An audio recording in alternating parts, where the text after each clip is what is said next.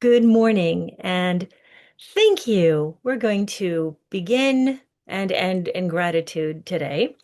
I want to thank everyone who participated with my first ever membership drive last week. Um, it was a steep learning curve. I had to figure out where all the buttons were, and you had to figure out where all the buttons were as well. But I like pushing all the buttons. So I had fun. I hope you all had fun. Um, I want to thank, in particular, my first ever paid subscribers. You guys are the best, and I will not let you down. We are going to have the best year ever. That is the full intention. That is the only intention. That's what we're doing here.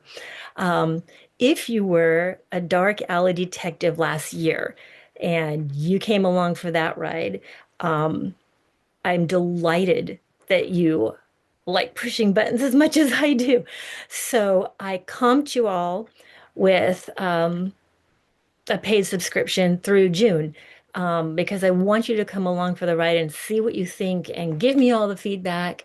Um, I think you guys earned all the things. So when we start the chapter drops in the beginning of April, which is right around the corner, um, you guys will have access to everything. I did find out some fun facts this week, and you already know because I emailed you personally that uh, comped subscribers can access everything in the archive, come into the Substack and help yourself to everything.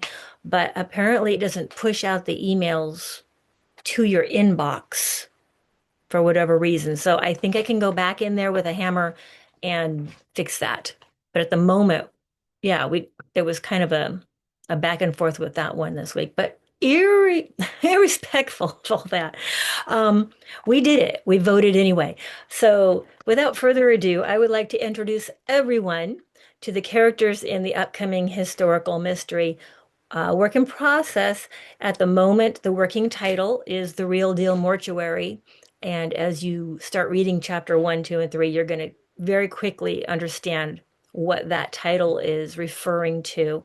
Uh, Book one of a seven-book series. I did a lot of outlining. I'm about a third of the way into the first draft of book one already. Um, it's getting pretty good, not gonna lie. I'm liking it. So let's introduce these characters. Theoretically, my screen is going to work out. This is the wedding. These are the main characters. I think I've already introduced them to everyone. Um, Hattie. Hattie is a character from the original Levita Brown series, the Idlewild Mystery series. So if you've read those books, you already know Hattie. She tends to fade into the background. She's quite young, but she's got this flaming red hair and she's got opinions and she's getting her own series. So that's what this is. She does marry Mr. Deal in the end. Surprise, but not surprise. I think if you read Summer Storm, you're not surprised at all. That was a good book. Um, that was fun. So Mr. Deal is a Pinkerton detective, but this is not his story. He is not the main character, and I've already arranged for him to not be the person solving all the mysteries. It will be Hattie. So not to fear, amateur sleuth, female detective. That's what we're doing. Miss Hadassah Cohen was her maiden name. We're calling her Hattie. She's quite young. She's married to Aloysius Steele, Louis for short. So they got married in Idlewild. That's the backstory. And then we're gonna go, let's see. Next slide. Can we do it? We can.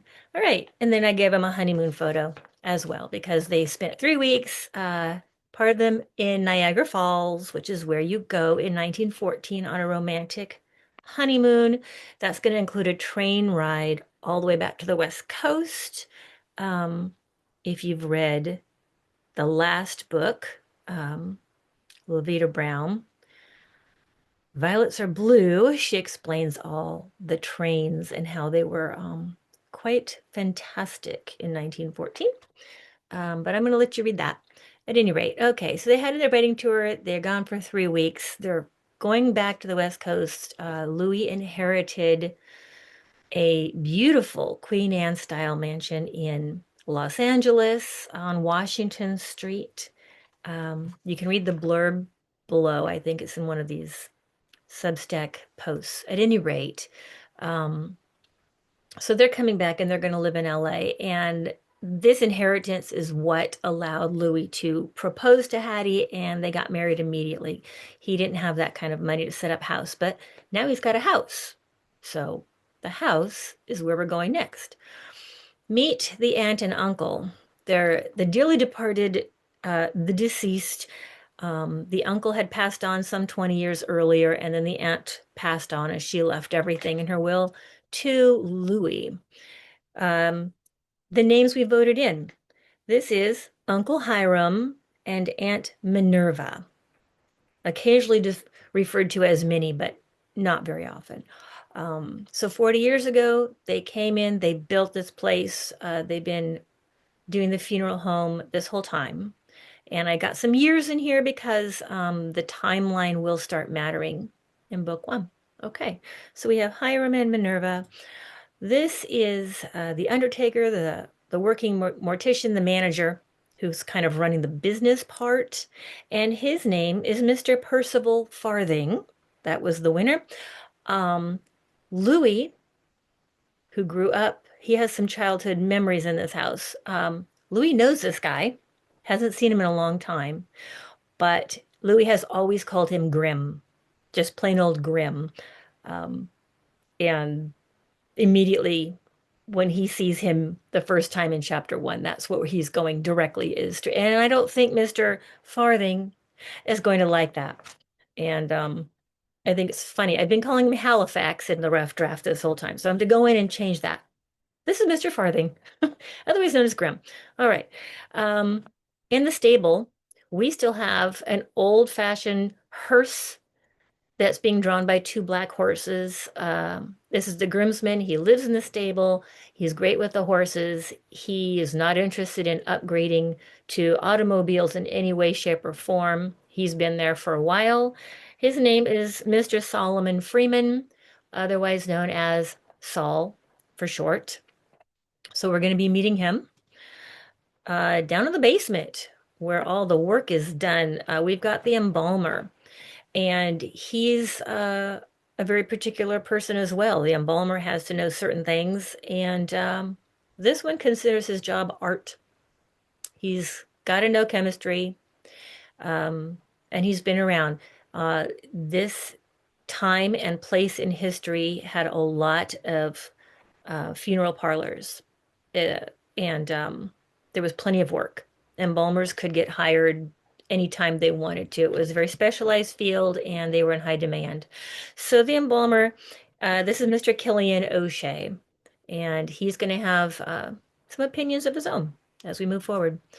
Meet the neighborhood casket maker. He doesn't work for just one place. Obviously, he's going to do the woodworking and so forth for the whole street, all up and down Washington.